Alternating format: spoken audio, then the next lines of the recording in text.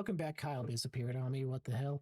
To episode 118. I actually counted this time of the Download Q podcast. We just finished watching the 2026 Xbox Game Showcase. Kyle's back. Love it. We are now minutes after going to break down everything we saw, everything that was announced, give our thoughts on the state of Xbox, what we saw, what we're excited about, and go through and learn a little bit more, because I'm sure we both have Xbox Wire pulled up already, looking at some of the announcements to get more details, more information on what was shown.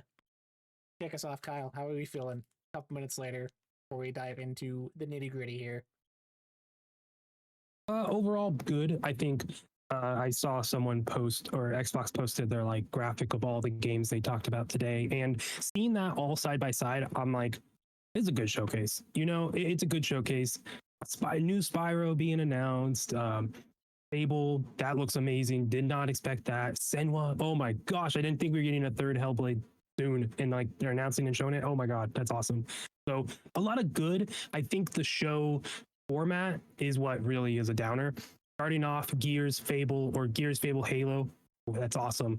But then ending on Call of Duty DMZ and Extraction Mode, which the last time they had DMZ, I tried it and didn't fall into it. It's not on Game Pass anymore. It's not for me. I know you kind of feel similarly there, but obviously Call of Duty's their big cash cow. Asha Sharma did that interview at Bloomberg before and talked about how why would you not want Call of Duty? It's important, it's big. So I get ending there, like we talked about in the show from a business, but it falls flat. And then going right into Gears was like, oh, this one felt weird at the end. The ending felt weird, but it's hard to say this isn't a good show. Let's say if we're giving number rating, what we're giving numbers for Number Boys now. Number Boys? Out of 5 out of 10, whatever you want. I'd say 7. It's solid. I think, again, I still feel like I was wanting more. Like OD, really nothing. Not even another teaser. I guess that's a Game Awards, you know, like Jeff.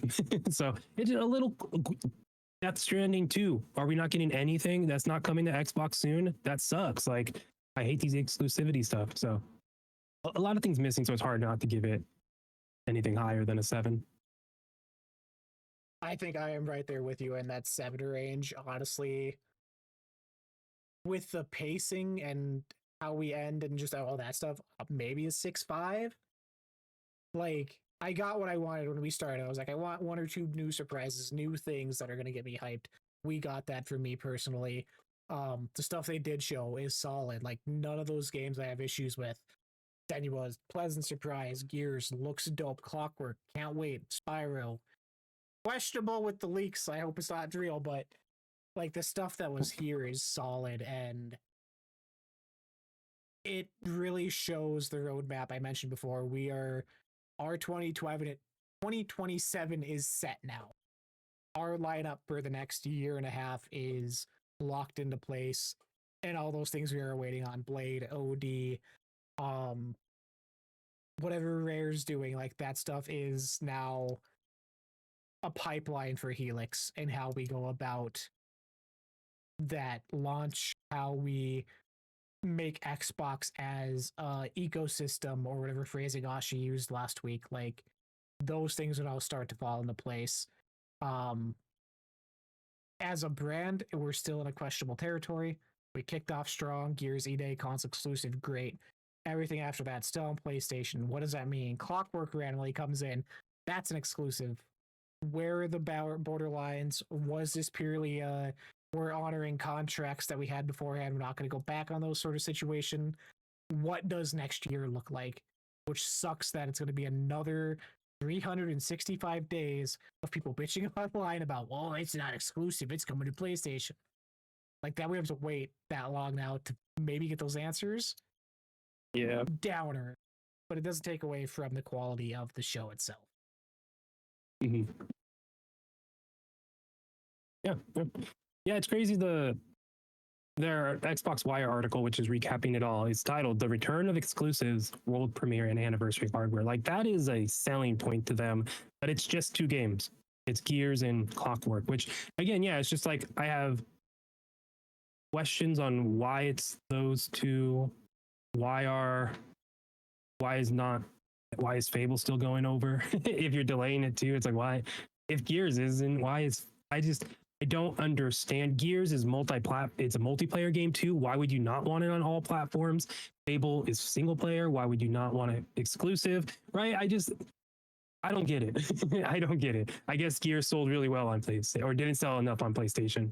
So yeah, it's just that's a weird. But hey, we'll see from this point on. Maybe Dev Direct comes and everything's exclusive. Next showcase, maybe they're announcing this is the return, and you saying maybe there's contract negotiations and such where it's already coming on platform. You announced it, you can't pull it back. I don't know how that works. We don't know. Maybe there is that. I don't know. Interesting. That side of it. In that recap thing on Wire 2, it's to note when they have that return of exclusives, you go through here and you hit Call of Duty as the first thing. They don't mention the other platforms in that headline. They don't mention other platforms in Doom the Dark Ages. So like they're slowly building out and drawing that line of when and where this matters. There was the whole upkeep about showing other platform logos at the end of trailers that was brought up last week. Like, it's, again, I just hate that it has to be another year drug out of this being the conversation and this being what is the focal point of where they're going when they've had so many killer moves, great like changes. Like, this is still going to be that shadow over everything of the Xbox brand. Yeah. Yeah, and I think it's not that big a deal, but I think it's just hard not to be like, huh? When you say we have exclusives, but not everything, but some that were announced to PlayStation are now being pulled back. Just Gears. But yeah, more questions, which is unfortunate. I don't think it's the biggest deal, but they definitely could have just been more forward and saying, hey, these games are platform exclusive now. Things going forward will be. I don't know. I don't think it's also smart to put everything exclusive. So they probably just need to stop talking, do what PlayStation and Nintendo does and just, we're not going to say anything. We're just going to do it. Brian in chat, still see Gears Z-Day maybe releasing on PlayStation 9 months to a year later. I don't at this point. Say that? Like this, with how forward facing they were and made that its own special point of the trailer and like doubled down on that. And Asha on Twitter immediately after, this is a console. Like, I think that is them, hey, no more smoke and mirrors. This is what we're doing. This is where it's going to be. But then that goes back to of that interview she did of, we want a success to her is making Xbox the number one ecosystem or entertainment brand or whatever that she said. And you even brought up in the chat of her continuously saying gaming is entertainment. Like, how else do they reach that if it is going to be piecemealing exclusives, piecemealing what is core to their ecosystem, core to the Xbox culture? Because we have Play Anywhere, we have all these quality of life things, but that clearly isn't enough. So what does that look like if we are still case by case basing this stuff out over the next couple of years? Yeah, it's the same issue as before. That's how it's going to be, but I don't know. We'll see, man. We'll see. I wish they could just say like Xbox game stuff is a year exclusive, and then we'll put it on other platforms when it makes sense. For example, like Gears E-Day with multiplayer, Kiln, a small multiplayer game, like stuff like that. I think it'll come out a year later on other platforms when it makes sense, and you don't need to explain it anymore. I think Gears E-Day should pop over at some point. At least, I mean, it's on PC. I was going to say it's not, but whatever. I mean, also maybe the development time. How much money did it cost? How much time was it taking to also work on other platforms? If Xbox is also tightening that budget up, they want to make more profits as opposed to spend more a little bit. Hey, let's get that team that's working on it, get back over here. Like we're done spending money on the PlayStation SKU. Like that's also a part of it that probably has to be taken into account. Yeah. Especially if Gears Ultimate didn't sell well. Horizon does. Which one are you going to spend money on? That you're going to go with the one that sells. And Gears is an Xbox brand. Like I get that. I'm not going to argue that it doesn't feel like it is Xbox to a degree. So I get the exclusivity, but I think it's a step backward as an industry. That's all. You know, I don't think it's not consumer friendly, and I think that's where I get hung up on. And then you think business wise, you're like, I guess that makes sense, but then I'm like, but consumer wise, give people the choice wherever they want. Who cares? Yeah. But anyways, that's exclusives. Yeah, that opens up the whole can of worms of it's consumer wise if it's only Xbox doing it, like that back and forth shit. Like I would rather to make my stance clear, like I'm cool, exclusives are great because that means a more competitive Xbox. That means them wanting to make a move, make a name for themselves, make a footprint in where the industry is. But I've said before and I've said it again, like I just want people to be ready for the backlash of what that means if it doesn't work out. Your little studios closing, the layoffs, like that is going to happen in mass droves if this new vision doesn't happen. And I don't want to see it happen. So it's like, I want the best of both sides. Or realistically, that's not going to be the case. Yeah, it's hard not to think about that when the industry's been that for so long now. Yeah, you worry about even teams are successful, they still get closed and shuttered. So I feel like we're past that. You know, I feel like maybe not every studio, Bungie, but I feel like we're on solid footing. I think for Xbox, this is them getting a foundation again and moving forward. I mean, the foundation they're laying right here: Fable, Years of War, Halo, Call of Duty, Minecraft. Like, oh shit, like that's Spyro's coming back. Like they have a really good foundation with, and then some great Persona 6 being shown off. Like that's some awesome stuff. A great foundation of where to go, right? And I honestly wanted more out of Asha's first showcase, but he just took over earlier in the year. Honestly, maybe she's doing what I would do, which is step in and just see what's going on, affect what you can and when you have to, but really get a sense of the landscape first and then change. So man, Helix in that next showcase should be good, but that's something else. Speaking of that structure and what to look forward to now, well, again, our 2026 calendar is full. Minecraft Dungeons 2 got its release date for September 29th. November is still a barren landscape besides GTA and the new Barbie collection that was announced yesterday that I absolutely love. Yeah, 2027 after the showcase now, though, Xbox is looking at Fable, February 23rd, 2027. State of Decay 3 is now also 2027, no solid date, which is absolutely wild. Senua, one of the biggest surprises of this showcase, 2027. What was the other one? Spyro, or Realm Reborn, spring 2027, and Clockwork Revolution 2027, Xbox exclusive. Those, along with Call of Duty, as you would expect, is a solid lineup for next year. Like, if you're setting up the go-home year of what the Series X generation has been, don't think you could be any more solid. Yeah, that's a good point, putting it. And then you look at Helix with your ODs, your Blades, next Halo, whatever that means. Like, we're sitting pretty. Where for this showcase, Kyle, do you want to start? Let's start right at the top of the hardware. Do it. Give it to me. That's new hardware, new Xbox 25th anniversary console and controller announced based off of the OG Xbox. It's a translucent green. See all the inner workings. They didn't expect to get a full special edition console. You expected wrap. I thought that made the most sense there. Getting a console wrap, a controller, but man, a whole new console screen has Xbox 25 on it. No price, of course, but it looks cool. I don't love I think it looks cool. It's not something I would want to own. I don't like how it looks. Does that make sense? It's weird. I can be like, that's a cool thing. I don't want it. It's a but the controller is something I would pick up. Yeah.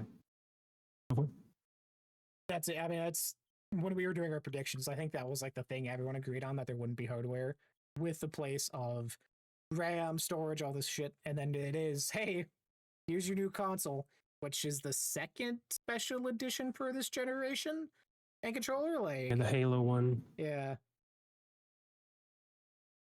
Don't get out of my hair, spider. Yeah, that's crazy. Yeah, really cool. Waiting to see the price, of course, because we'll see. But I don't know. That controller, I could see myself getting just because it's Xbox 25 special anniversary. I kind of want one of them at least, and Yep. having it be called the Xbox Series X25 is super cool. It makes me want to get the console just because say I have the X25. Like that's cool. It's a silly win, easy thing. I'm happy they did it. $900 for the clear console. Oh, yeah. Yeah, there's again no on the Xbox Wire, no price given yet. Yes. It says for the Just that console itself, assumption. the X jewel on the console does in fact light up green. Do more of that. I said it with the Forza Horizon controller with the pink jewel. Great. Having it on the console, great. Controller This is why features they pulled them all up. controller features the classic color combo for X, A, Y, and B. Bumpers are black and white, calling back to the original Duke controller. Just so good. I'm a controller guy. I need it. All right. So 1 terabyte disk drive carbon black is $650 right now, and that's so it'd be north of that for the X25 because it'd be the same exact console outside of the shell. That's crazy. That's why they took all the stock off. They just took off that black shell and put on the green one. Said, "Here you go, new console." Do you think they do any? Yeah, just email when available. Do you think they mess with the price at all to get feelers out for Helix? Like use this as a testing bed of what people are willing to. Oh, I think for sure. I think it has to be, since it's Series X, that's going to be your lesser one when Helix comes out. Series X is going to be what Series S is right now to the Series X, right? Series X will be that to Helix. It'll be the cheaper option for people to get into Xbox with Helix being the premium. So like, I don't think you can, I think the console price right now being $650, maybe $750 for the special like edition, but anything north of that I think is too crazy, and I think you would make people think the Helix is even more expensive then, right? Like if this is if this is a special edition was around 700 750, I mean immediately like Helix is above 1,000. Brian Just Chat, the assumptions. 25th edition is a 1 terabyte. I have on Xbox Wire, so Yep. which is fine. No. I mean, I'm still rocking my original day one Series X with 500 gigabytes. Without the storage expansions, I have not bought. So I am still rocking just OG. I got the terabyte and the storage expansion drive. I love that thing. Look at you. I want to go. From there, Kyle, I want to take you to your probably biggest surprise. Senua. New Hellblade game announced in development, which is really funny because we both thought Fable originally was at the start of the showcase. 2027 again, release date. In the Xbox Wire, they're talking very action adventure game, a bold step from the previous two Hellblade games. Really about giving Hellblade fans what they've been asking for while meeting action adventure players' expectations in the way that manifests in a broader gameplay, more combat depth, and an interconnected world. What does that do for you? Does an semi-open world, action-focused Hellblade have the same appeal to the single-player puzzle story, narrative-rich driven experience we've had? Yeah, I'm stoked for it, man. I think everything they're saying is the right things. I loved too, for what it was, the one-on-one intentional fights. Yes, got kind of samey, but when you got the difficulty, when you got your right difficulty, you did have to time it right, and it became just a nice story to play through and experience. Senua, because it's not just the gameplay in that game; it's the audio, it's the story, like all of it is coalescing together to make that game what it is. It's really beautiful. So making it just more combat is going to be awesome. Like that's like the one gripe I could add to the second one, being not that combat heavy and not as expansive as you could have wanted and as it could be. So seeing that here, I hope it feels good. Hope it. I just hope they get that balance right because then these games are really special. The world is really unique and cool. The way they also are tying in themes of mental health and all that stuff. They do it in such a unique way and beautiful way. I hope that more people can get into it and experience it and get past the fact that it's just to press a button. It's not a game. It's a movie. It's like no, no, has purpose. So I'm hopeful. In the Wire post for this here, talking to the studio head, he mentions that this is the first time in over 12 years since DMC that the entire studio is working on one project at the same time. Taking those 85 people at the team, building an experience that has more to do with combat, more to do with traversal, more puzzles, and a blend all that gameplay into one. Some people may question what's happened to Project Mara. I took that decision personally to not work on it any further. These decisions are never easy, but I did so to take the opportunity to have all the talent and expertise in the studio, all 85 creatives working together to realize the potential of what Senua could be. Yeah. Which is good clarity. I feel Project Mara was exactly what I would want. Yeah.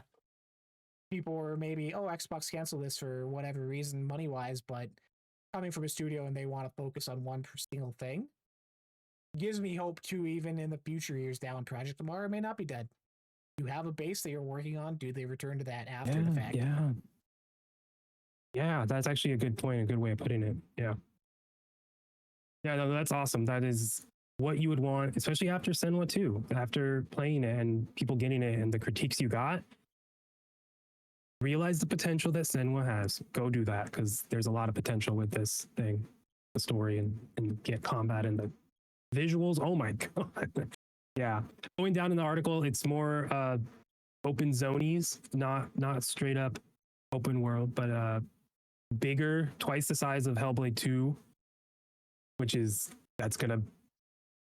they're just expanding it in the ways you would think if a third person action game, and it seems like they're doing the right things here. So next year, dude, that's crazy. I would say that's a solid September-ish release. If you're having Fable early, Clockwork, I'm assuming, is a fall game with how much they're pushing it. Oh yeah. Fable's February. Yeah, you wouldn't. March, April, May would probably be too soon too. So yeah, summer. Yeah.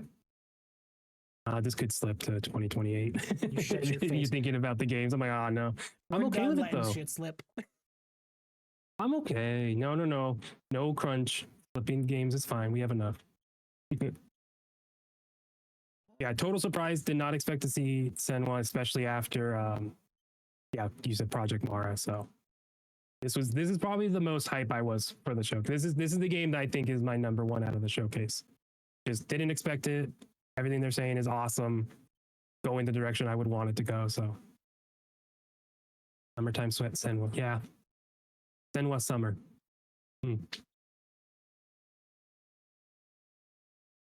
There's not much on here, but I want to shout out Magicians, the Devil's Deal.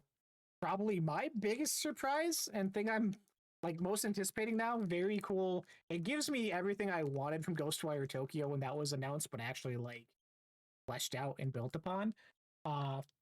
First person narrative driven action game set on twisted realms of Theaterland, a nightmarish reimagining of Victoria, London, coming to Xbox in 2027. Very cool puppet aesthetic almost. Very magic based, throwing playing cards, used a wand, a typical like magician wand to cast spells. Just thematically very pleasing to me. Something new, something excited. It falls along those lines of Clockwork Revolution for me, of aesthetic, semi kind of steampunky, but I'm down. Looks good. Xbox Series XS, PC, also day one Game Pass, and Xbox Play Anywhere. Was every game a Play Anywhere game? That's something to look at. I forgot to like really make sure about that. Not everything is on Game Pass, but almost good chunk of stuff was. So Which yeah, you? Magicians caught my attention. That one is total surprise. Looked like so many other games, which in the best way, right? Just you're like, oh man, that reminds me of this and this. Yeah, it's looking like everything was so far, which should have been a bigger selling point because I feel like that's an overlooked. Obviously, Game Pass, Quick Resume, stuff like that is pushed out to the masses for marketing. But Play Anywhere is kind of a lesser known quantity that I feel people could. Yeah. Yeah, I Yeah, wonder. I guess like everything isn't because like Fallout 76 and Elder Scrolls are not Play Anywhere because they have two different C builds and a console build. So you can't just straight up say everything shown is play Anywhere. But I feel like outside of like those weird fringe cases, like Age of Empires 4 does have Elder that. Scrolls Online, Xbox Play Anywhere. Okay, so it's just Fallout 76 that I saw. Cool. Yeah. Yeah, you wish. I mean, you know that marketing though. I mean, I could see all these words and names and marketing that it all is going to change with Helix potentially, like a refresh or rebrand loosely. So instead of Xbox Play Anywhere, it's just play on Xbox, right? Because Xbox and Xbox PC is the same now with Helix. Yeah, you would need to imagine that gets all so bundled. maybe that's why they're not. It's still a thing. Play Anywhere for you who knows, you know what it is, but they might be moving away from it. Yeah. One of the biggest third party things, which I wish we saw more of, we were talking about it, that 5 is coming back to the Game Pass. Persona 6 got a teaser trailer that was a whole lot of jack all, which is really funny because in the post on Wire about it, Persona fans received not one but 2 incredible trailers at today's showcase. One was the world premiere Persona 6 teaser that will make RPG fans go wild with excitement. You showed jack shit. You gave us the green, which we already knew. And I was actively talking when they showed the trailer about all the stuff we knew about the main characters, what they look like, all this stuff. Like, this was the opportunity. I know, but this was the opportunity to just get it out in the wild. But I'm ready. I was late on 5. 5's coming back to Game Pass. It gives me the opportunity to go back and try and beat it. Fell in love with it. Loved what I played. It just had a difficulty curve like a son of a bitch. So I will be day one waiting for 6 when we do get it in 2 years. Yeah. That's also Game Pass as well. So that's a really cool thing for that. That's means we could all pop in the first time. Because I did a little bit of 3, never beat it, but I understand what these Persona games are a little more now. Yeah. But yeah. No, it's good. It's good partnerships with Japanese studios. Atlas and RGG with Yakuza. Having those new games be day one is a huge get that not enough people talk about in my eyes. Sure.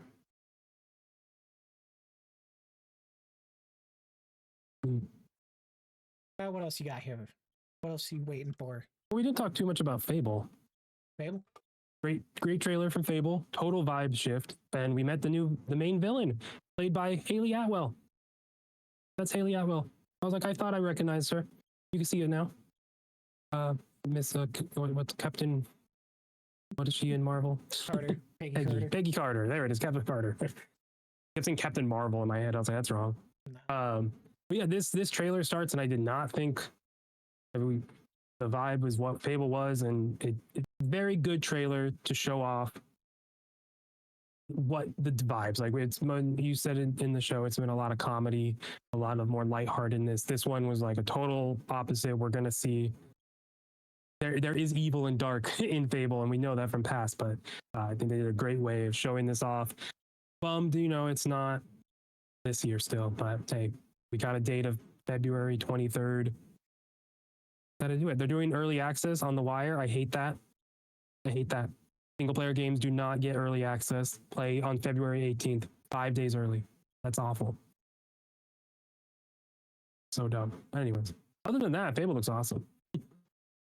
Yeah, it's probably the best case scenario for a trailer that I could have wanted at this point with how much we've seen. Like, it's so hard to show more, get you hooked when it's been pushed so many times now without overdoing it. Like, this was the best trailer they could have done for me. There's also a really good post for Wire about all the new people they have on uh, in the showcase or in the game trailer. 10, 12 new celebrities, including Natasha Demetrio. I don't know how to say her name, but she was Nadja in What We Do in the Shadows, which I absolutely fell in love with the past year and a half. Is in this game as well. So hell yeah, brother! Can't wait. Oh, you know Matt Berry's in this game too somewhere. I don't know. If you figure he would have been one of the first ones. Now he's like, no, but that's the thing. He's like probably a really fun character, and he's of course he's in here. Yeah. You don't need to blow your load and tell everyone yet. I'm surprised they waited this long to tell like the villain, and it's played by like someone big, you know? And they didn't even make it a big fact in this showcase at all that's Haley Atwell playing the main villain. I mean, most of these people, they didn't for any of them. Like Susan Wokoma from Sex Education. I know Enola Holmes is in this. Matt King, who we've seen as Humphrey already from Paddington. Doolittle with Robert Downey Jr. Like, it has a cast, which you would think normally would be used as a marketing tool for it, but this time it's just kind of a nice little nod. Yeah. Crazy. I want to take you from... I'll go for it. I was just going to say I'm excited. I'm looking forward to it. Do you think this is like in the dev direct in January? Like this is the big, they go full in then? I hope not. Hope not. You hope they just we got it already this year. We don't need to double up on dev directs and showcases. And if anything, the most I want to see from this now, Game Awards, give us the release date trailer. Quick little thing. Here's the solid date. Move on. Oh yeah, they did do dev direct. Oh my god. Yeah, it was them. I forgot. Forza Beast of Reincarnation. We didn't even see Beast of Reincarnation today. Wow. That game comes out in August. I don't think it needed to though. It was at a showcase like right after the dev direct too, so I wanted to. Yeah. That's fair. Just dang, that's crazy. Yeah, they wouldn't double up on Fable. They had didn't Outer Worlds slip? From who? No, they were the dev direct, but they didn't slip. This will be the first time a dev direct, one of the games doesn't come out in the year announced. I think every dev direct game has hit except Fable now. Yeah. Poopy. Not gonna market that. I'll do it for them. Take out what I just said.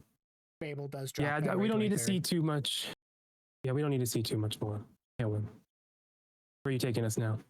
I want to take you to second biggest game of 2027. 2027 is like saying these all out loud and looking at them, going from Senua to Fable to Clockwork Revolution, my guy. What a time to be alive. Clockwork, since the day it was revealed, one of my most anticipated. I fell in love with Wasteland 3. The memories of me playing that game when I moved into my house and like cardboard box table in the middle of the room with no chair yet playing Wasteland. Fond memories, which is goofy to say, but In Exile is a top tier studio in my eyes, and their first outing into a first person game like this has had me ready to go from the jump. 2027 Xbox console exclusive, the second game of this showcase to have that moniker. What that means, who knows? But I really like this trailer. I mentioned it felt like a tutorial level introduction of the game when you first boot it up type thing, of the introduction of how the time mechanics work, more stuff on characters, and kind of the setting of how you get where you are for the rest of the story. But God, it's just so good. Obvious Bioshock Infinite vibes. Yeah. The wild steampunk things, the character and enemy designs all are top notch. Goofy while being grounded at the same time. I hope it's early 2027 because I am tired of waiting. Yeah, I expected later than you think, my friend. But yeah, I really don't need to see more. I'm down on this. It sold me. This was a good trailer to let us understand what the story is. It seems like something goes wrong in our present, and then we get sent back, and we can fix that. So that okay, cool. That's what I needed. I'm in. I'm on board.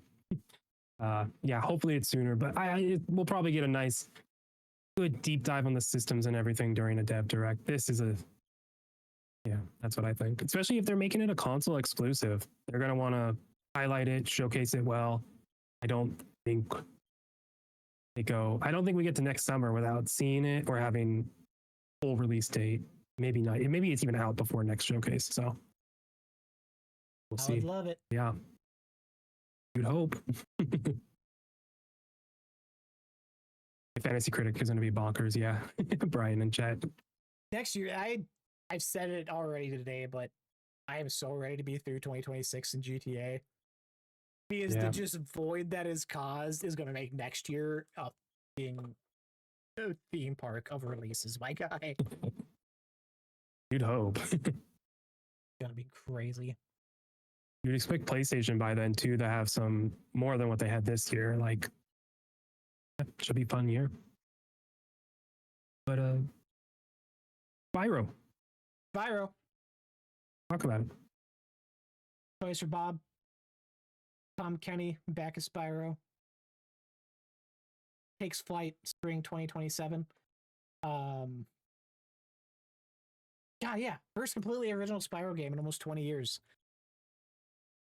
I obviously had this in my predictions to a point that we did last week. A lot more was shown about this already, which I was not aware of concept art that they had before they left Xbox Studios proper. This is obviously under Activision Xbox moniker still because they signed a deal when they left after the acquisition, so weird thing there. So this will be everywhere PS5. I believe it was Switch 2 as well at the end of the trailer, which is good to see. Going through Xbox Wire, going through leaks that happened yesterday, seems to be open world Spyro game. They talk and make it a point that they built this game around the idea of being able to take flight and have dragon flight anywhere, anytime you want, compared to the sort of gliding level Spyro had originally.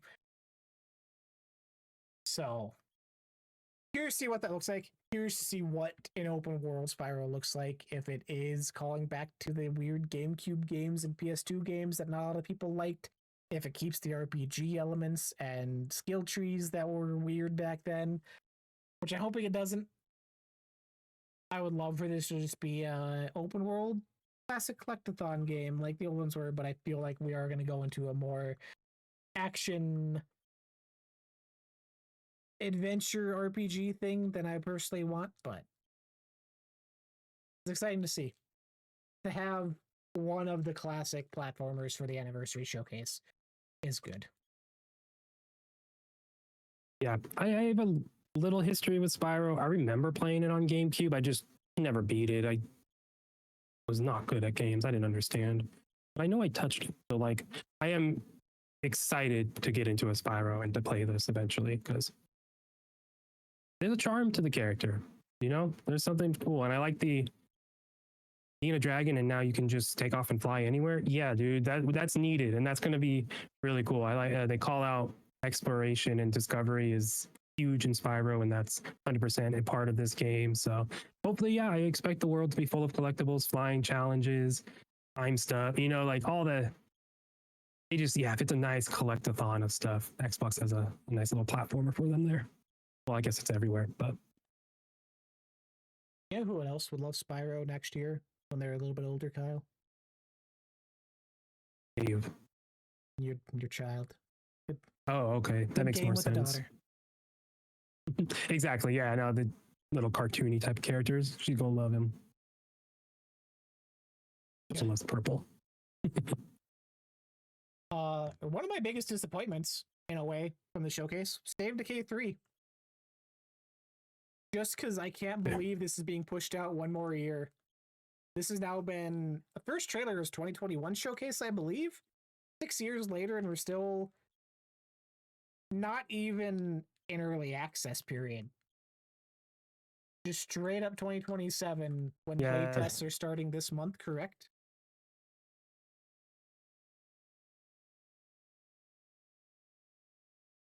Yeah, you really thought we'd see more of this. I was surprised. Still not out.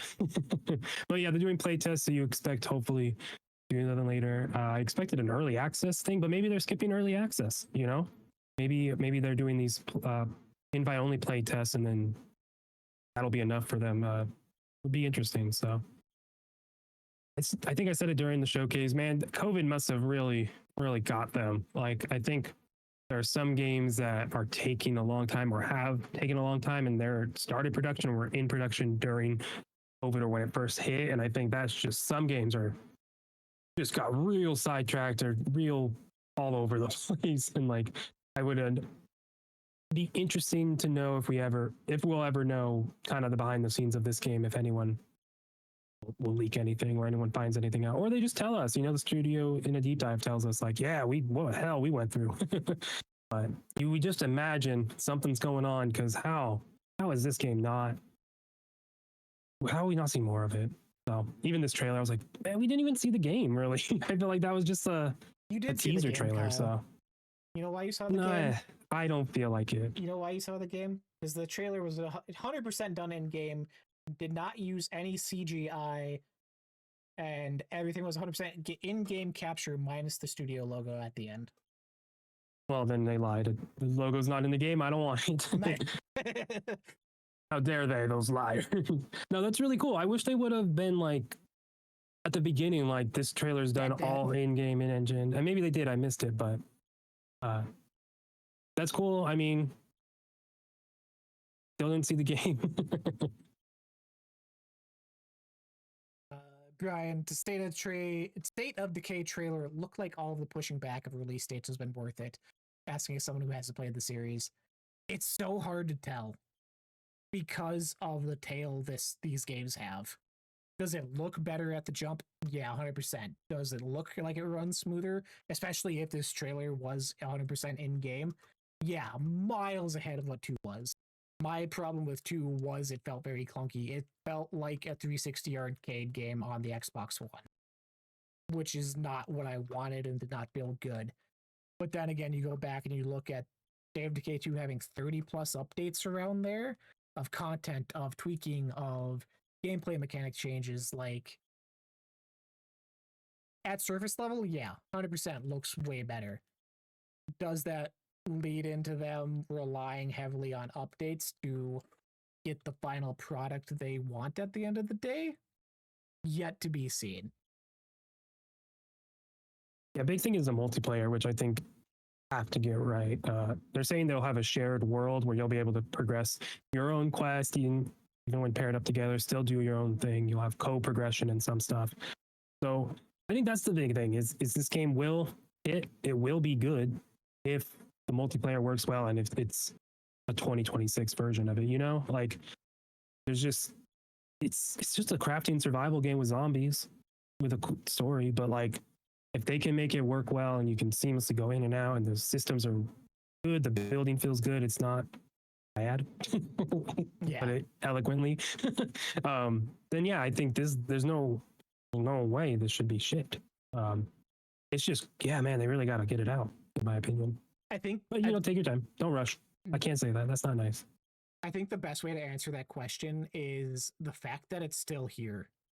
That this is a game Xbox hasn't pulled the plug on at this point, when we've had Perfect Dark canceled, when we've had all these other projects left behind, Project Tomorrow we just mentioned. The fact State of Decay is still here 6 years after reveal, they believe in it, they see something in it, they want this to be out to the world to a point that they have to wait a little bit longer, but we believe that this is worth the wait.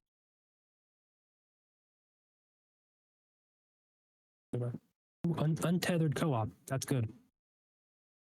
I saw in there too, maps 4 times the size of State of Decay 2. Wild. Yeah. Yeah, if this can just be their, like, premiere, the game they wanted to make. Like, it sounds like that's what it's heading towards, but playtest going on, sign up. I'm not going to. I want to go in blind on this one. Yep. But I'm excited to see more. This is Xbox's Hollow Knight in small percentage. Halo campaign evolved. launches officially July 28th of this year. Up to 5 days of early access with pre-orders, Kyle. Bet you can't wait. Trailer showed a new segment from Operation Meteorite, one of the 3 new missions included in Campaign Evolved. Pre-orders are available now, including the $200 collector's edition with the fun statue I mentioned during the showcase. I am so in the middle of this game existing. I've forced myself to play through Halo 1's campaign so many times. I don't know if I necessarily want to do it with a new coat of paint and 3 new missions. Well, you haven't played it with me. I mean, true.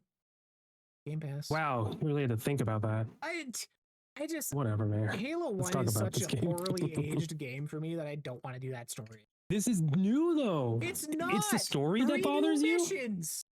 It's the story. So you're saying though it's old because of the story? No, not the story. Okay, that's what you said though. The level layout and how those levels are placed, unless that is fundamentally changed, is a boring thing to go back to for me. I think enemies are going to be like the enemy density and that stuff is going to be different. I think they'll still feel like Halo, but I get what you're saying. I do.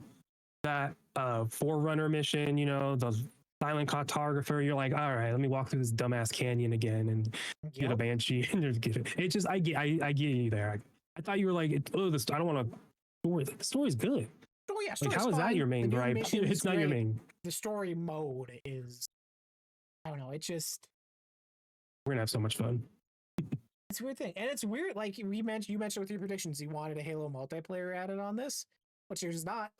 But then you look at Collector's Edition has 2 different armor packs for a pre-order bonus, 5 Master Chief skins, and 6 weapon skins.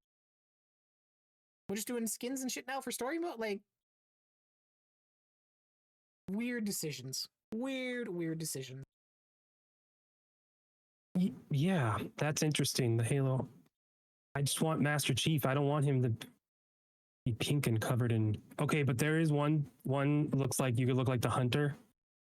The Covenant enemy Hunter, that's pretty cool looking. The big tanky one on the far right, I really like. Yeah, that's pretty cool. That's pretty cool. That's crazy. Yeah, no, my prediction still stands. I still think we get Halo multiplayer before the end of the year.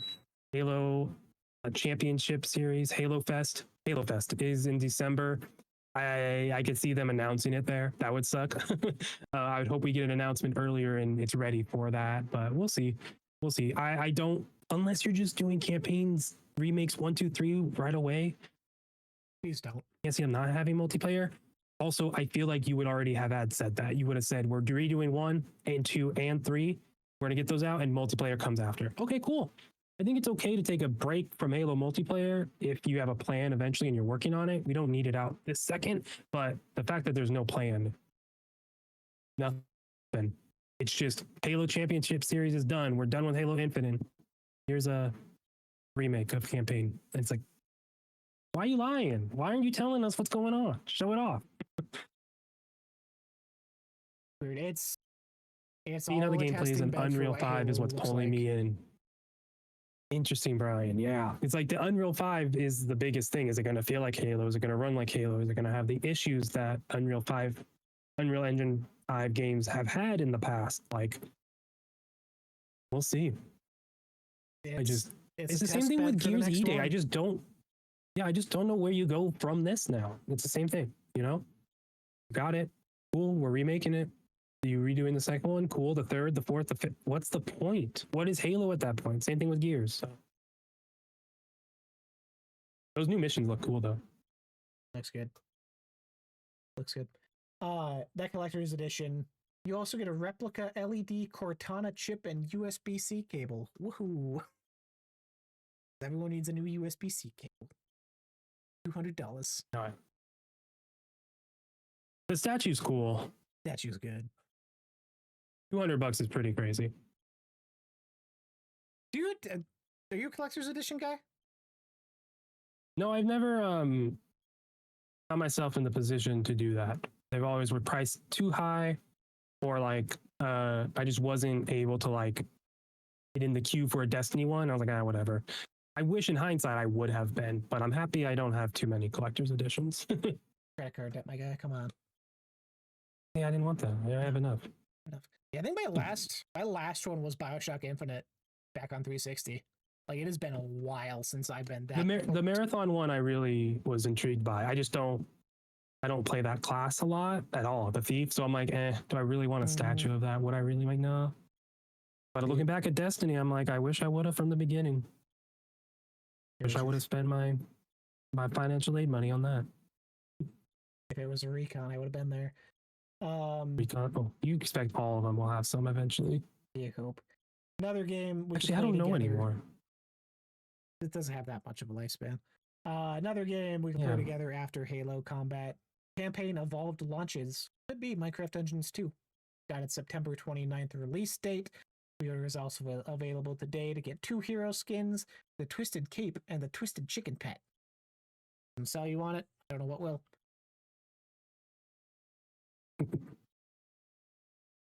I'd hop in and play with you if you really wanted to, but outside of that, I'm gonna be playing it. I really enjoyed the first one. Black Flag. Assassin's Creed is another one I wish I would have had 1 or 2 collector's editions. There's some that had the hidden blade statue thing. It's some dope statues. The Black Flag one is real cool. Edward Kenway is awesome. You're gonna have to post a video, Brian, of it. I'm assuming you will, showing it off. Give us the details. Show us how wildly off the face paint looks on it, because they always do. Mad at the AI robots painting wrong. Missing the OG one is why he's getting the new one. Good for you. Metro 2039, new look at that. First gameplay trailer launching February 2027. That is kind of a mainstay for Xbox showcases at this point. Same thing with A Plague Tale. Got a new gameplay trailer arriving August 27th. I gotta remember these games for next year's predictions because it's like clockwork. That these are showing off and they have announcements. So I got the Metro series for like $5 a couple months ago. All 3 games that are out right now. So I'm gonna make my way through them eventually and get before this one comes out. Seem like it's fun for a little bit. I've enjoyed it so far, but they're old. That first one's old. Old game is old. Yeah, but I want to see what these are about. They keep showing up and they keep making them. So they're selling. Go through them. Yeah, I just want to play it. Wolong 2, Wings of Ember was revealed today. Set in the aftermath of the first game amid a fantasy take on the late Eastern Han period of Chinese history, you'll play a nameless champion fighting against humans and demons alike across vast battlefields. Good news! Wolong Fallen Dynasty is joining Xbox Game Pass today to help you catch up. So if that caught your interest, you can hop into the first one right now on Game Pass. Good decision. I wish they would have had that marketed. Yeah, that should have been part of it. Like, boom, out now. Wolong isn't the one that wasn't on Xbox because of Series S. That's a different one. Developers were like, that's the reason. That Wu Chang. No, Wu Chang I thought was Wolong Fallen Dynasty launched March 3rd, 2023 on PlayStation 4, PS5, Xbox One, and Series XS. Okay, so I'm thinking of the other one then. I thought there's that one game Xbox that came out too, because that's the one with, like, she had like the eventually red feather shoulder thing. Yeah, there was one game that starts with a W that came out, and then they were like, it's not on Xbox, and they blamed the Series S, and then eventually they got it to work. Thought this was the sequel, but it's not. So many of these look exactly the same. That's what I was saying after the PlayStation one. I was like, man, it's just the state of sword games. A lot of similar gray browns and fire and blood, and then swords. Shout out to the last day on the Xbox Wire post. My poor sweet summer child, Sea of Thieves, I feel is being set out to die finally. Season 20. Hey. It's Season 20 Custom Seas. The thing that people have been asking for since year 1 is finally here. Now at the tail end as the player base has been splintered and leaving, and we're in a weird place with no solid updates to look forward to. You're getting custom servers finally. Yeah. You gotta leave it in a place that's you can return to, have some fun with. I think it's good, and we know Rare's probably moving on and doing something else now, right? I would hope. Well, Years from now, Project Helix Showcase, Rare logo shows up again. That's what I want. Yep. Oh, 100%. You probably will get another Sea of Thieves thing, maybe, but yeah. Yeah, I could see that. New Banjo game Shut up. for the series, for the Helix. Happen. Do you want to splurge about Flight Sim for a bit? About what? Flight Sim, national parks. Oh yeah, Racing. Flight Sim, dude. What a really cool, smart update. Honoring America's 250th anniversary. Woohoo, America! It's so cool. But what's really cool is my flight simulator adding all the over 22 national parks across the country, so you can go fly around in those, and that's really cool. So that's just a really cool update, being able to fly through the Grand Canyon, going to Yosemite. That's just a simple update. Flight Sim just keeps going, and I'm gonna hop in for this for sure. I want to see what other national parks they have and everything, and fly around them. You should go visit national parks, everybody. Do it. I got two more here, unless you got something to Perfect. throw in. One of them I want to save to No. the end because it leads to a one topic I want to end off of. Okay, the one other one I wanted to talk about was the Vivarium. Yep, Vivarium. Vivarium, yeah. I don't know how I could not. It's a life sim adventure inspired by classic cel-drawn anime TV shows and films, arriving in 2027. This one was, you looks like a trailer, it looks like a show, and then it's gameplay, and you're seeing character walk around, do stuff, and just the art is easily something that grabs you, and it grabbed me, and I wanted to play it. But the end of the trailer having this like weird mystery of they're in a terrarium potentially, and there's a bigger world, something going on. So like, oh, that's what I needed, a little mystery in this world. So I'm very excited about this one. I think games that are doing unique things with art is so needed, and we need more of it. And this is such a smart, how have we not had more of games that look like this, right? So really, really cool. Hoping it kind of hits, and it looks like a cozy, simple game. So that's going to be nice enough.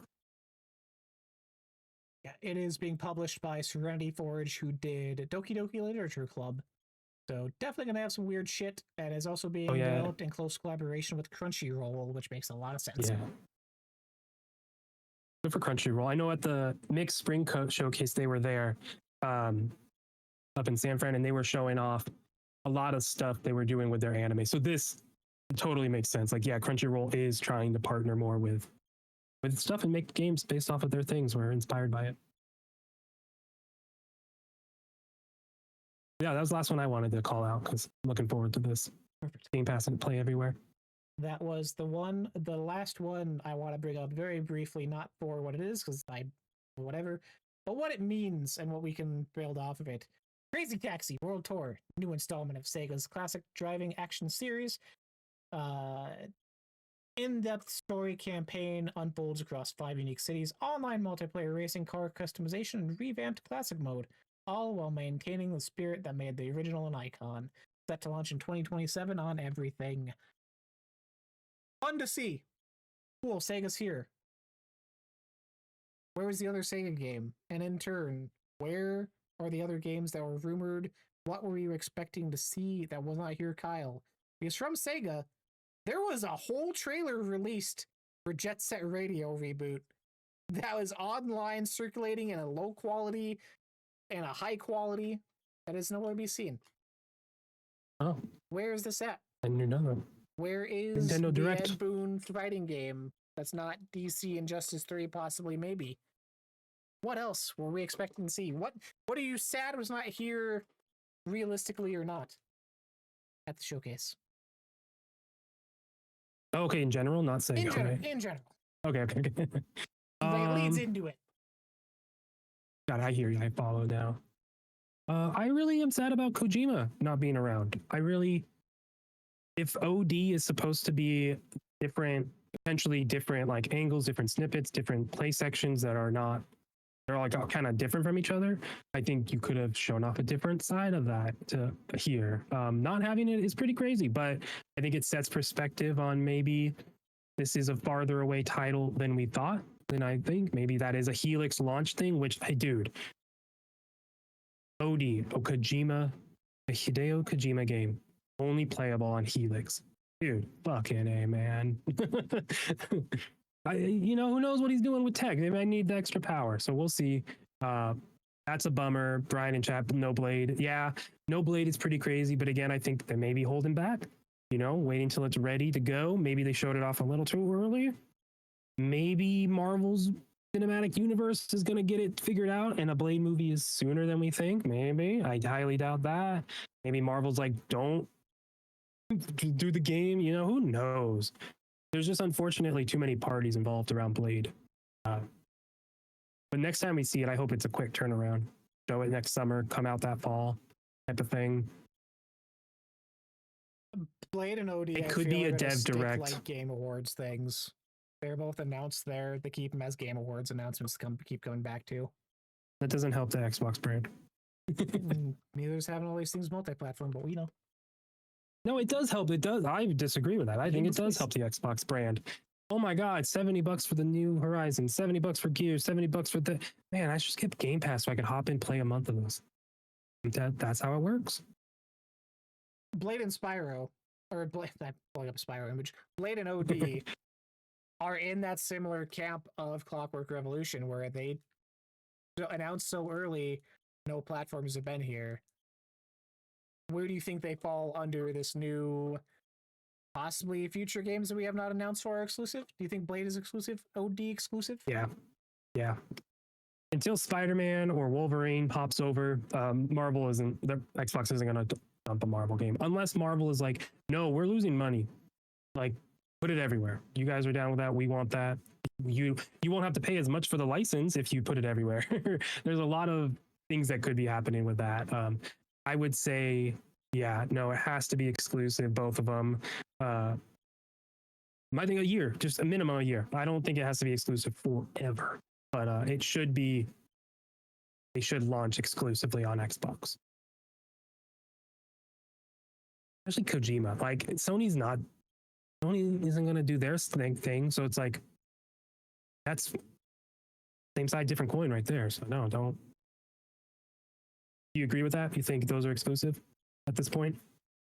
Yeah, Blade I do. OD, I feel like Kojima has enough of a pull to do the Death Stranding thing, where it's a timed. But yeah, timed. Okay, I was going to say it's not day and date though. I'm still waiting on Death Stranding too. How is that not here? Yeah, timed for OD. Blade, you would, if this is the thing way they're going, and it does follow the precedent of Gears and Clockwork, we have not announced these are going to be exclusive. That's how we're going. Let Grounded, let all these online service games stay multi-platform to help with money. Yeah, I would hope Blade would be the next big one to be. This is a console exclusive. We're building the ecosystem out.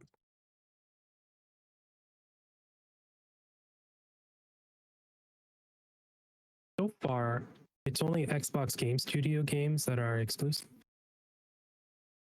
I mean, the two. Gears and Clockwork. Oh, that might be the case. If Arcane is making Blade, it might be multi-plat because that's under Bethesda. And that's what they've done. Deathloop was originally on PS5. So it's gonna be another again, year it's new. It's the new. You're right. You're right. I was just about to say it's the same thing now. We have more questions of. I guess it doesn't really matter. We don't need these answers right now, but still have the questions of what is exclusive then. Either way, it was still a good showcase. There's not a lot that I mean, would I have liked a Dead Rising something? Yeah. Like I said in predictions, I feel like that would have been a great callback for the anniversary. Yeah, there's not a lot outside of Blade that I wish we would have seen more of. Because again, we're in that place of where our studio's at outside of third-party stuff. Hogwarts Legacy 2 was another big one that was rumored for this year to be shown off. That's nowhere to be seen. Oh, wow. Would have liked. Warner Brothers could be doing their own thing. They got Hogwarts. They have Injustice stuff. Yeah. They could That'd be kind of crazy, but they could just post something one day, like Warner Brothers Game Showcase. Yeah, it would surprise me. Disney did the 1 year, like James Gunn, like that universe is fully. We're in it now, so maybe they said they wanted games. He said they're looking at video games, so possibly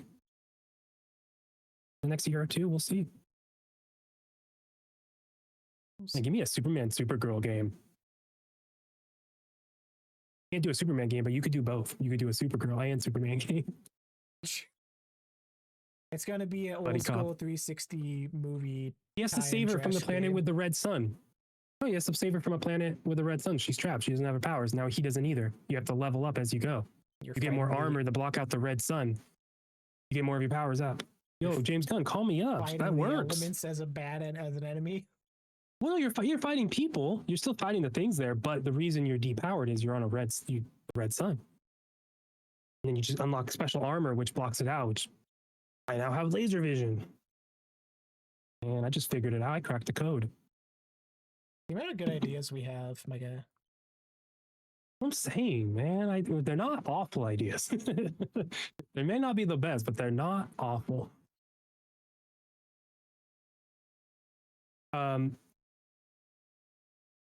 Elder Scrolls 6 now. I think this is a fun. Is that exclusive? It's a Bethesda, but it's a big one.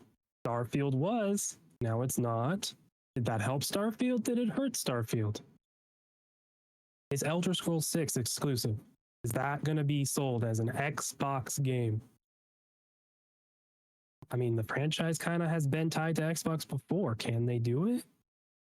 I'm not a big fan of the series, so I don't really care. I've rode with you on your prediction of Bethesda and Activision acting independently this whole time. Like, I've really liked that idea, and I feel it's the best way to showcase what you're doing with your titles. But there is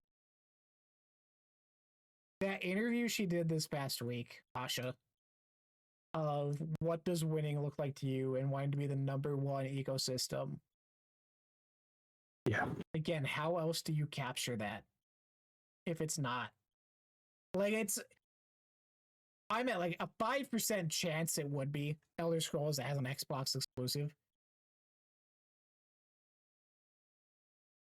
But what a Hail Mary throw in the bucket to capture that vision and win, as she said, by having it be. Would be so incredibly wild. Project Helix, PC, Xbox, we're both play games everywhere you want. We're exclusive to the Xbox ecosystem. Yeah. Yeah, the key thing is that Xbox ecosystem is still PC, so.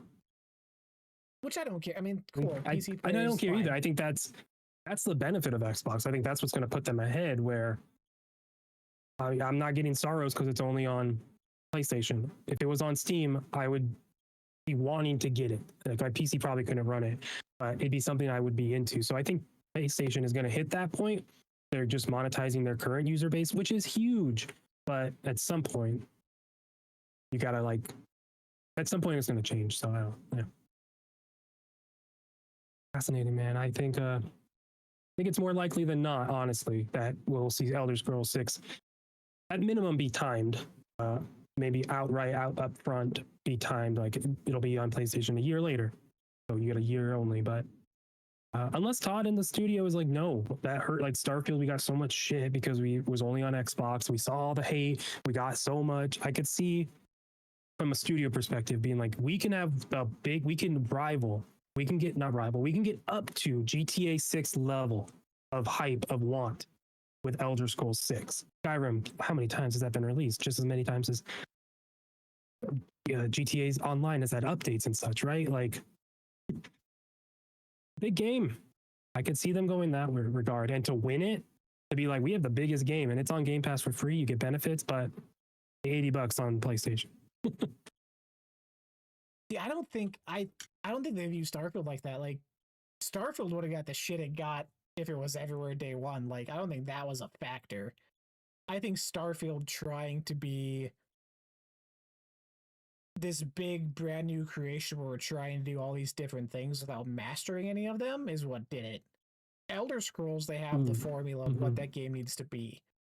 It's going to be one region, like the past ones have been, letting them focus on the side quests, letting them focus on the towns, letting them focus on character interactions, letting them focus on gameplay aspects. You're not going to be worried about vehicles or all this extra stuff. Like the baseline is there for them to focus in on those core aspects.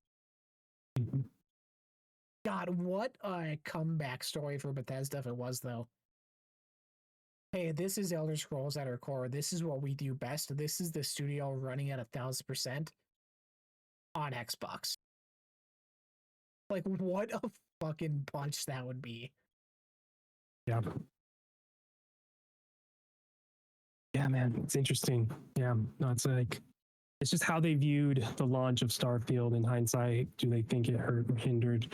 Where's the money on the table? Where is Elder Scrolls 6 development wise? What is it doing? Their multiplayer, like ish stuff. I doubt it with Elder Scrolls Online stuff, but I could see at some point you got to move off of that. So I doubt Elder Scrolls 6 is a multiplayer thing, but who knows? Yeah, that'll be telling, man. That's the next big one. Is Elder Scrolls going to start that same hype of Starfield? What is that doing? Is that going to be exclusive? Is it game of the gen? I think we're up there with Elder Scrolls 6, which is scary, but like you were saying, man, they probably learned from Starfield, got systems that they tested and did, and got a lot of feedback. A lot of feedback, and they were told what makes a Bethesda game. So who knows? I feel like Starfield is a fun side project, but Elder Scrolls 6 is like the studio's child. Where Starfield was Todd's child. I want to be excited for it, but like looking at how the showcase went in the past couple, you just know it's going to be, if Starfield or Elder Scrolls is next year to kick off for Helix, we'll get it next year. And then a year after, we'll get a trailer. End of 2028 will be delayed. No. Beginning of 2029, delay again. Like, I just see the dominoes falling, and it would be just all in the same shit we're dealing with now. Yeah. No, I think the next time you see it, it's out later that year. I think they're Fallout 5, or they're gonna do a Fallout 4, you know, and Fallout 5 out at the same time. No, they'll. I think it won't be a long thing. I think they announced it early. Investors, you have to prove to Xbox board and Microsoft why you bought them, right? Like, there's a lot of reasons why things get announced early and why. Different time, pre-COVID, you know, or right around COVID. So a lot of reasons why that. It's like you look back and like, man, that was a long time ago, but you know, I think the next time you hear it, it's boom.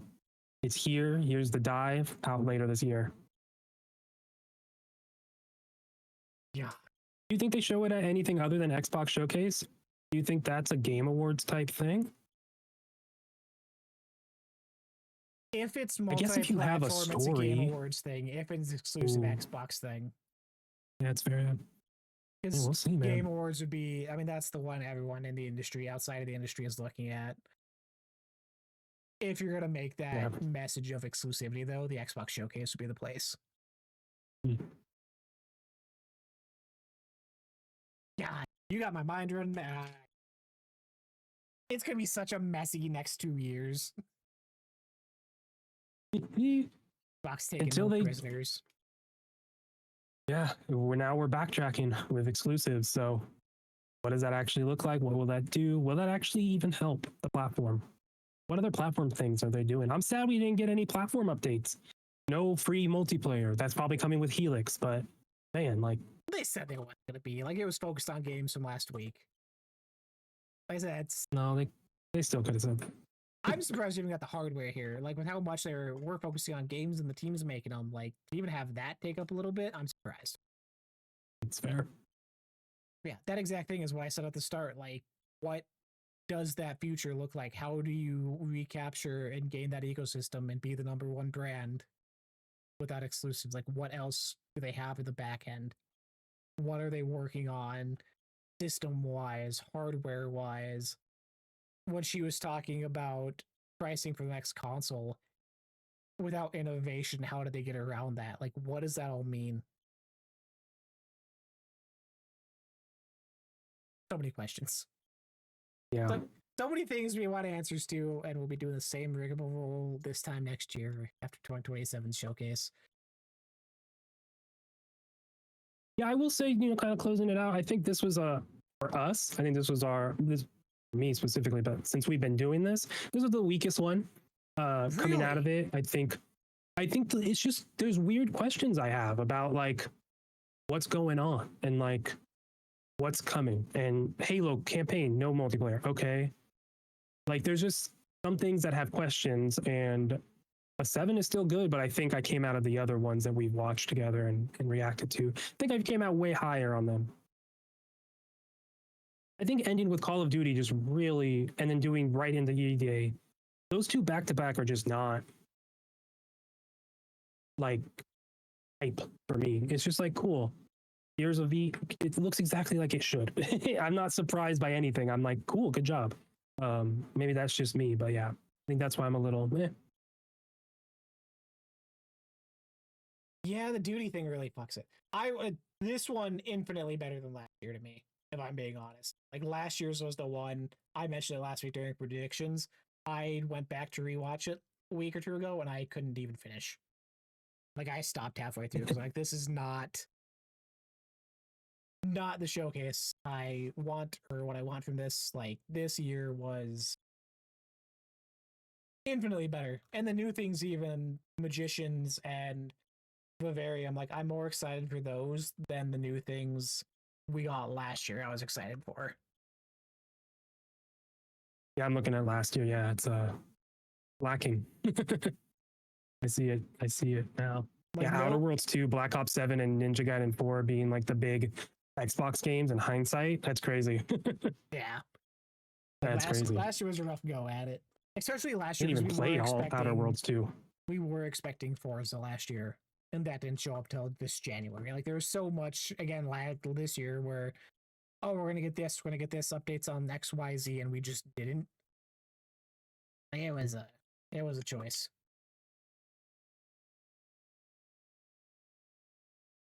Interesting. Any final closing thoughts before we head out here?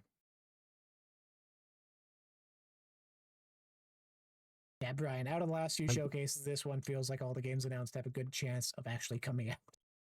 Well, we got Perfect Dark out of the way. That was the black sheep of the family. Bad. No, I think like we said, good showcase. Not the best 7, but hard to say like the game announcements were bad. There's some awesome game announcements. Just choices in what you're showing just didn't land well with me. Starting with Gears, ending with Odd. It's like okay, all right, cool. But other than that, solid show, solid games. Looking forward to more announcements and platform stuff. Right, I think. This is the hype thing. This has become an ad, a fun marketing show where it's just boom, boom, boom, few people talking. So this is what we got. We're going to get more people talking. Asha's going to have to make more decisions. In that interview that we keep talking about with Bloomberg that she did this week, he talked about the next 100 days being very, very important. So expect things in the next 100 days of announcements and something on platform stuff, because I don't know why the next 100 days specifically would be important. Except capitalizing off of your showcase and everything. So we'll see. But I thought that was interesting of her saying that. So good time. I guess I'm now looking forward to Helix because I feel like there's more to announce, I feel like they held back a little. Also GTA, man, is that really what did it? Did everyone, is that really the creator? Is that really like, no, move that game. Don't even make that game right now because it will come out by the time like who knows, man. Is that why it feels lacking? Barbie's the only one who had the balls to step in November. Barbieheimer, man. They knew they can. They can stand up with anyone. They got the cachet to do it. I'm telling you. Good for Barbie. Yeah, that Bloomberg interview, check it out. Like a lot of interesting tidbits to dissect and try and make sense of. Which I haven't had a chance. You said in our Discord with her gaming as entertainment. and you're all on board and love that. What are you taking from that, or what are you expecting, or what did you? They're get not from trying that? to make money off of every absolute fucking thing. It's at the core, gaming is fun, it's entertainment. So we have to keep that while also making a business. I think let's put it everywhere because we can have our thing everywhere and then we can make money everywhere. I think that might be what was happening too much. So having someone who was like, I don't play games, I don't understand it, come in and say, games are entertainment. I think that is positive. It falls under the category of her saying all the right things again. So her PR team, good job. You're doing it. You're not making her look bad. But if you put that in practice and you follow through on what that is games are entertainment. It doesn't need to be a big budget, big thing if it's entertaining, right? Like film is entertaining to play and it's fun. It's entertaining to make the pottery, right? Like I think we don't want to lose stuff like that because it's not the most financially viable when you're $1 trillion company and you can fund that. So that's kind of where I'm coming, where I think that's a positive thing. Not thinking Xbox is more than it is. Games are games. They're supposed to be fun and they're for everyone. And if it's not for you, that's fine. Go play another thing that's fun. It's just entertainment. Yeah. Maybe stop taking themselves too serious too. Like you're not Apple. You're not a super tech company. You're Xbox. You're a game company. Yeah. Yeah, I guess I didn't initially. I didn't pull much from that, I guess, but yeah, it does kind of sound like a reassurance that they want to let the artsy side of things still flourish and have a chance, and not everything's going to be pipelined into being the next AAA multi-billion-dollar thing. So shout out to Double Fine. Yeah. You get to live another day. You'll live forever, Double Fine. Someone will buy them if they can't. Someone will fund them. They'll just go solo again. They'll just leave. Yeah, they'll just do their word triple okay now because Double Fine is owned by Xbox. Like they're fine. They got a core audience. Yeah. With that, you're done. This was episode 118 of the download queue. Each and every Saturday, we had a lockdown at time. I kind of liked the early one we did a couple weeks ago before all this shit happened.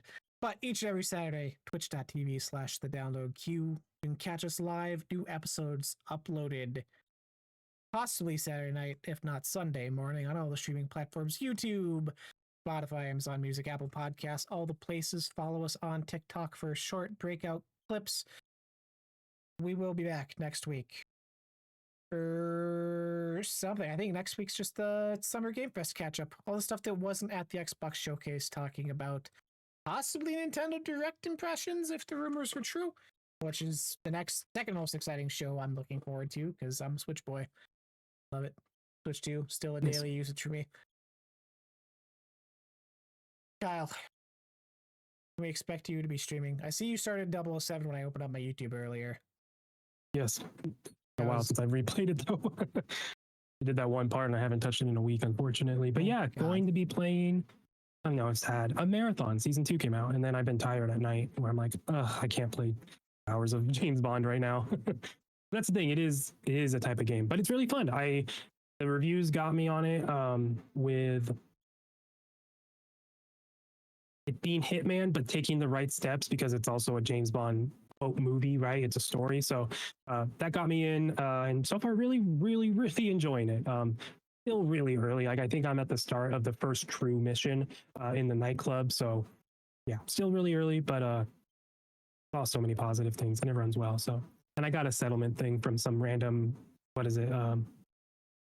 Class action thing. So I said, free game. Well, thanks you. More power to you. Yeah, I really want to. It sold me. It's fun too. Like I said, such a James Bond game from the get-go. The title, like it's just IO, and they captured the essence of James Bond right from the get-go. It's crazy that IO might not be doing the next one, but Amazon publishes and owns it. They only get one. Yeah. That's wild. So like I don't expect that to remain. I expect them to work with IO for another if IO wants that. But like that's just crazy that a game comes out, it's so good, well received, and it's like, oh yeah, they're probably not doing another one. But yeah, doing that, gonna have to do a video talking about the Mix showcase and some of those games there, highlight them, and then we'll talk as well in our episode. But yeah, fun stuff. Crazy week. Mix Summer Showcase recap next week, along with Wholesome Direct recap for next week as well, because we co-streamed that yesterday. A lot of fun stuff in there. I really need to figure out a way to upgrade my PC because there's a lot of games I want to play on PC but I am unable to. I watched it. There's some really, really good games in there. I was surprised. The discounting update is awesome. Free update coming in July for everyone. Out now on Steam, but consoles comes later. So you should try that one out. It's a good one, especially with that update. It's a great Switch 2 game. But yeah, check out the Wholesome Direct. Some awesome, awesome games. That's what I said when I was watching it. I was like, this is the one that I have yet to jump into that everyone says I should. And then as the trailer for it was going, I was like, new final ending and all this extra shit. I'm like, oh, so this is the good time to like finally try it out. Exactly. Yeah. Till next time. Let us know what your favorite game from the Xbox Showcase was down below if you're watching on YouTube. Happy gaming. I'm gonna go play some Marathon or some Forza Horizon 2. Be good to each other. IGN Live. IGN Live. Are you going? Yeah, I'm gonna go right now. Oh shit. Okay, yeah, we're getting out of here then. We talked longer than I thought, but yeah. Have fun. Happy gaming. Be good to each other. Stay safe. Follow us on socials. Till next time. Bye.